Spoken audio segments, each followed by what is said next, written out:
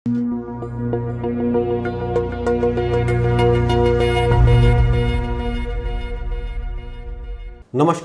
Jubilee post में आपका स्वागत है। मैं हूं उत्कर्ष सिन्हा।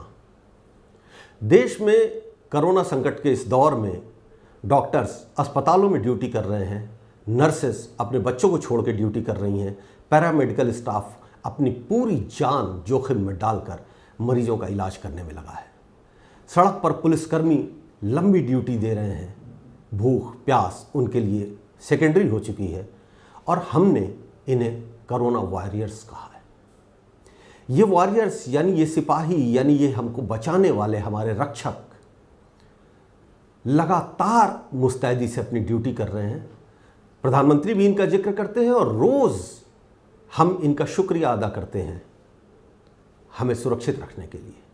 लेकिन इन सब के बीच में एक ऐसा समुदाय भी है जो इस पूरी चर्चा से कहीं दूर है।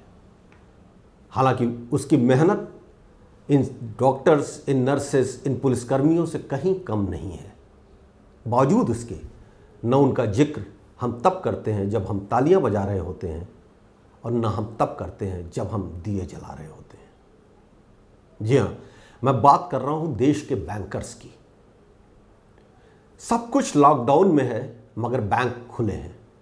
शहरों से लेके देहातों तक के बैंक खुले हैं और शायद इनके खुलने की ही वजह से लोग उतनी दिक्कतों का सामना नहीं कर रहे हैं जितनी शायद हो सकती थी। आपके हाथ में अगर 4 पैसे हैं तभी आप बाजार में दुकानों पर राशन खरीद सकते हैं और तभी आप सब्जियां खरीद सकते हैं, तभी आप अपने घरों के चूल्हे जला सकते हैं। और ये तब मुमकिन है जब आप अपने बचत के पैसों को अपने हाथ में ले पाएं। और इतनी बड़े जिम्मेदारी को पूरा कर रहे हैं हमारे बैंकर्स, चुपचाप खामोशी से ढेर सारी बातें सुनते हुए। शासन उन्हें आदेश पर आदेश दिए जा रहा है मगर बैंकर्स कुछ बोल नहीं रहे हैं। बैंकर्स की सबसे बड़ी अफसरों की संस्था all India bankers officers association ने यह तय कर दिया है कि इस संकट काल में वो अगले कई दिनों तक सरकार के किसी भी आदेश की न तो अवहेलना करेंगे और ना ही उसके ऊपर सवाल उठाएंगे। वो खामोशी से अपना काम करेंगे। उन्होंने अपनी उस लड़ाई को भी पीछे छोड़ दिया है, कहीं किनारे रख दिया है लंबे समय से, जो उनकी तनख्वाहों को बढ़ाने के लिए उनकी जद्दोजहद थी। देश के सरकारी कर्मचारियों की तनख्वाहें 7वें वेतन आयोग पर चल रही हैं मगर बैंकर्स की तनख्वाह में लंबे वक्त से कोई इजाफा नहीं हुआ है। बावजूद इसके ये बैंकर्स दिन रात अपना पूरा वक्त बैंक में दे रहे हैं। ढेर सारे काम होते हैं बैंक में, सिर्फ पैसा जमा करना और पैसा निकालना नहीं होता है। और सरकार को भी अगर अर्थव्यवस्था को पटरी पर लाना है तो उसमें बैंकिंग सिस्टम का बहुत बड़ा योगदान है, ये हम सब जानते हैं। रिजर्व बैंक लगातार घोषणाएं कर रहा है कि वो उद्यमियों को रिलीफ देगा। सरकारें लगातार घोषणा कर रही हैं कि वो गरीबों के खाते में एक साथ इतने 1000 करोड़ रुपए उन्होंने डाल दिए, मनरेगा मजदूरों के खाते में इतने पैसे डाल दिए। सब कुछ किसके भरोसे? बैंक्स के। और बैंक्स किसके भरोसे? बैंकर्स के, बैंक में काम करने वाले लोगों के। और ये लोग भी इतने प्रिविलेज्ड नहीं हैं कि इनके लिए कोई स्पेशल पास की व्यवस्था की जाए। फरमान है सुबह 9:30 बजे तक आपको बैंक में पहुंच जाना है और शाम को 6 बजे आपको बैंक से बाहर निकलना है, क्योंकि शायद उत्तर प्रदेश में ये वक्त है जब गाड़ियों को चलने में थोड़ी ढील दी जा रही है। तो ये बैंकर्स यही कर रहे हैं। सुबह 9:30 बजे बैंक पहुंचते हैं, शाम को 6 बजे वहां से निकलते हैं। और शहरों के बीच में जो बैंक हैं वहां तो कुछ गनीमत है। सरकार का यह भी आदेश है कि बैंक्स के बाहर सैनिटाइजर रखे गए। सरकार का यह भी आदेश था कि एक वक्त में 4 से ज़्यादा ग्राहक बैंक के भीतर ना आए, यह भी किया गया। मगर उसके बाद सरकार ने एक और फरमान जारी किया कि बैंक्स अनाउंसमेंट करें, एक लाउड स्पीकर लगाएं अपने ब्रांचेस के बाहर और उनको लोगों को कोरोना से सुरक्षित रहने के बारे में बताएं, उनसे ये बताएं कि कैसे सैनिटाइज करना है, यानी कि पब्लिक अवेयरनेस की बातें। बैंकर्स ने ये भी किया और फिर सरकार ने गरीबों के खाते में एक साथ बहुत सारा पैसा डाला।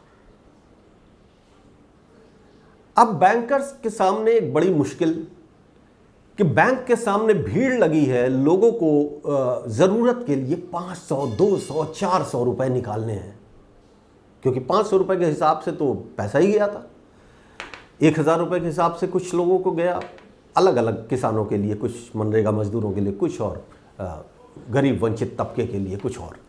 बहरहाल बात ये नहीं है, बात उस पैसे की नहीं है। पैसा 10 रुपया हो या 1000 रुपया, ज़रूरतमंद के लिए काफ़ी होता है। आशंका उसी वक्त हो गई थी कि ग्रामीण इलाकों में जो बैंक की शाखाएं हैं उस पर भारी भीड़ जमा होने वाली है, मगर फिर उस भीड़ को भी व्यवस्थित करने की जिम्मेदारी बैंकर के सिर पर डाल दी गई। ये कहा गया कि बैंक के भीतर अगर भीड़ लगी तो शाखा प्रबंधक जिम्मेदार होगा, बैंक में काम करने वाले लोग जिम्मेदार होंगे। गांव में पुलिस कितनी है हमें आपको पता है, हर शाखा के बाहर बड़ी गारद नहीं तैनात की जा सकती, तो यहां भी वही हुआ। बैंकों के सामने उम्मीद लगाए भीड़, महिलाएं, बूढ़े लोग, और बैंक के भीतर सारे नॉर्म्स को पूरा करते हुए अपने कर्तव्य को निभाते हुए बैंकर्स। मगर हमने इसकी कभी चर्चा नहीं की, हमने कभी इन्हें नोटिस नहीं लिया। क्या ये लोग जरूरी नहीं है? क्या ये कम मेहनत कर रहे हैं? इनमें से कई बैंकर्स के महिलाएं आजकल बैंक्स में हमें ज़्यादा देखने को मिलती हैं और उनके भी बच्चे हैं। ऐसे ऐसे बैंक मैनेजर्स हैं जिनके घर में इसी कोरोना पीरियड में, लॉकडाउन के दौरान डिलीवरी हुई है। 2 दिन अस्पताल में रहे, फिर ड्यूटी पे आ गए।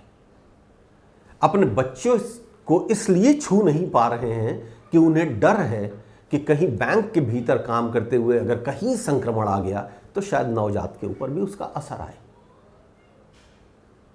ये बैंकर्स उतने ही ज़रूरी हैं जितने हमारे पुलिसकर्मी और जितने हमारे पैरामेडिकल स्टाफ। ठीक है, आप कह सकते हैं कि पैरामेडिकल स्टाफ सीधे अपनी जान जोखिम में डाले क्योंकि वो मरीजों के संपर्क में है, लेकिन तब जबकि टेस्टिंग की संख्या इतनी कम है और किसी को नहीं पता है कि कोरोना वायरस का संक्रमण कहाँ तक फैला हुआ है, ऐसे में बैंकर चेक्स ले रहा है, विड्रॉल फॉर्म ले रहा है, पैसे दे रहा है, आपके साथ वो सीधे संपर्क में है। सरकारों ने सबकी फिक्र की, हर कोरोना वॉरियर के लिए कहीं 50 लाख, कहीं 15 लाख, कहीं 20 लाख के बीमे कराए गए।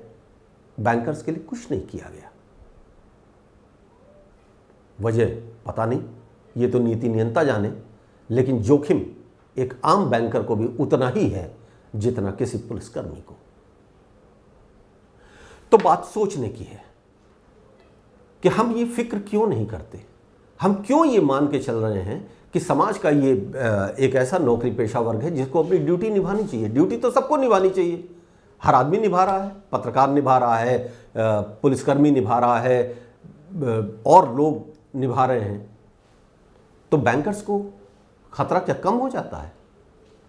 संक्रमण का जितना खतरा किसी दूसरे को है उतना ही किसी आम बैंकर को भी।